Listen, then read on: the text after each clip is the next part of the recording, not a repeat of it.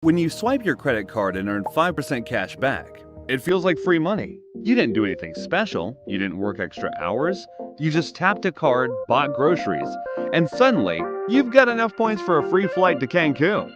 But here's the twist. That flight, that cash back, it's not free. And it's not even your money. Because chances are, someone else is footing the bill. Your points aren't a reward, they're a transfer. From people who can't afford to play the game, to those who play it best. And this game, the credit card points economy, isn't just clever, it's massive, it's invisible, and it's reshaping how money moves in America. So today, we're going deep into how credit card rewards really work, who profits, who pays, and why in this system, even if you never miss a payment, you might still be part of the problem. Let's get into it. Let's be honest, credit cards feel kind of magical. You swipe, you tap, and somehow you're rewarded for spending money you were going to spend anyway. Grocery run, 6% back. Dinner out, 4%. Streaming services, covered. TSA pre-check, on the house. Airport lounge, right this way. And that's before we even get to the welcome bonus. Open a new card, hit a spending target, and boom! $500 in travel credit. Spend smart, pay on time, and you're suddenly earning hundreds, maybe thousands every year. All non-taxable, by the way. There's a whole cottage industry of YouTubers, Redditors, and travel hackers teaching you how to game the system. The vibe is always the same. Hey, I'm just using the tools the banks gave me. If Chase wants to send me to Europe for free, who am I to say no? And fair enough. On the surface, it looks like you're outsmarting the system. But let me ask you this. Since when do multi-billion-dollar banks like JP Morgan or American Express just give away money? For fun. They're not losing, they're just playing a different game. And if the points are this generous, that means someone else is losing. You just haven't met them yet. So, if you're not paying for your rewards, who is? Enter the real moneymaker in the credit card world, interchange fees. Every time you swipe your card, that transaction doesn't just go from you to the store. It takes a little detour, through your bank, through the store's bank, through the credit card network. And for the privilege of letting them talk to each other, every one of those middlemen takes a cut. That slice is called interchange. And while it varies, in the US it averages about 2 to 3% of every transaction.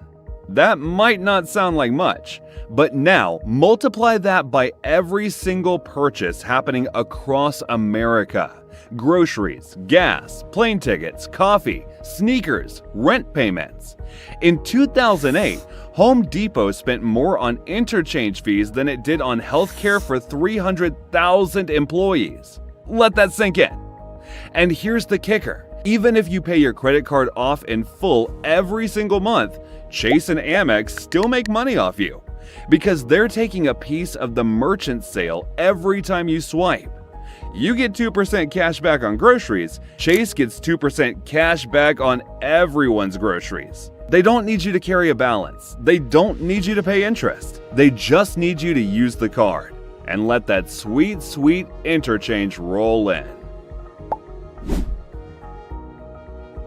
Here's where things get uncomfortable, because while you're sipping free cappuccinos in the airport lounge, someone else is paying more for groceries so you can be there. See, merchants like Target or your neighborhood bakery can't charge you differently based on your card. Visa's rules say it's all or nothing.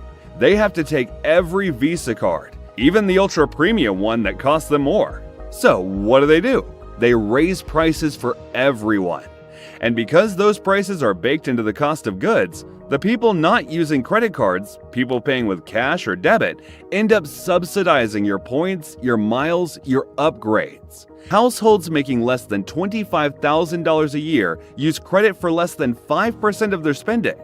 But if you make over $200,000, that jumps to 66%. That means the poorest families in America are funding the perks of the richest. In fact, the Federal Reserve crunched the numbers. Cash households lose an average of $149 a year to inflated prices. Cardholders gain an average of $1,133. Families on food stamps are literally paying for someone else's trip to Disney World. Let that sit with you for a second.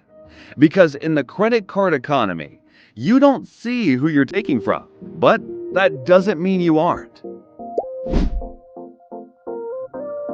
So if all this sounds like a carefully engineered trap, it is. And no one laid that trap better than American Express.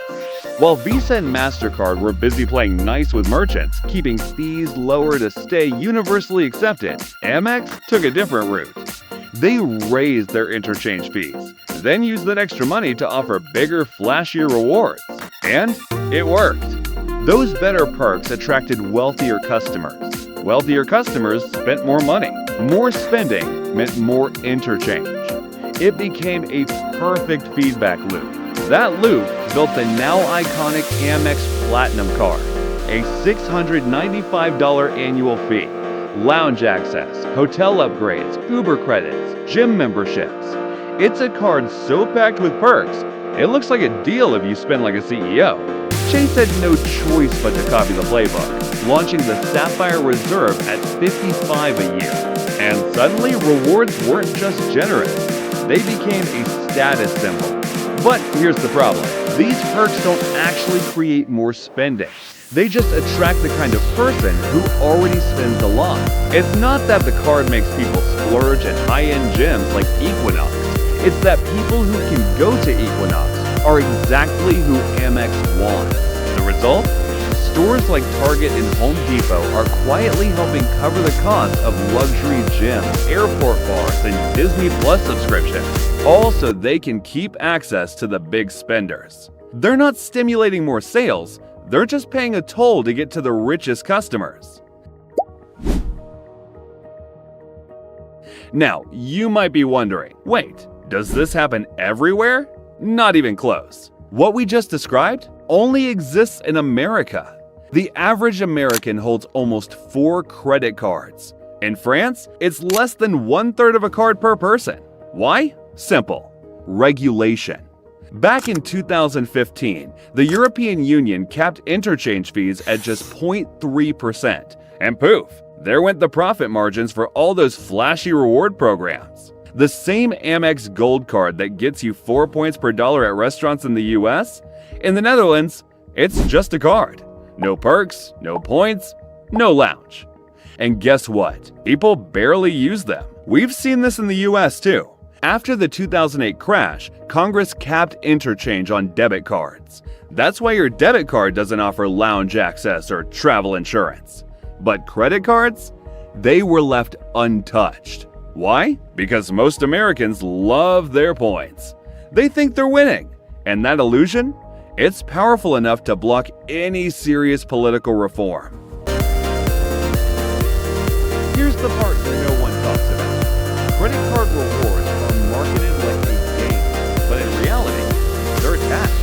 A sneaky, invisible tax on everyone. And the craziest part? Most people don't even know they're paying it. Merchants aren't allowed to charge you differently based on which card you use. They can't say, hey, that platinum card cost me more. Please pay cash. So instead, they do the only thing they can.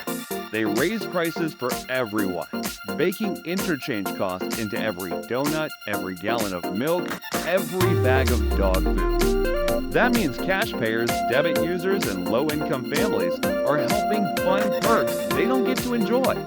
And if a business dares to add a card fee, the outrage lands squarely on them. Not Visa, not Amex, not Chase. Grandma Debbie gets blamed, not the billion-dollar bank. So most small businesses, they just eat the cost or quietly pass it on. And the result? Your free airport lounge access comes with a hidden price tag that someone else is stuck paying. Credit card rewards feel like a life hack, but under the surface, they're a wealth transfer machine. A system where the poor pay more, so the rich can fly for free. And even if you do everything right, pay in full, never carry a balance, you're still part of a game designed to make everyone else lose. So next time you tap that card,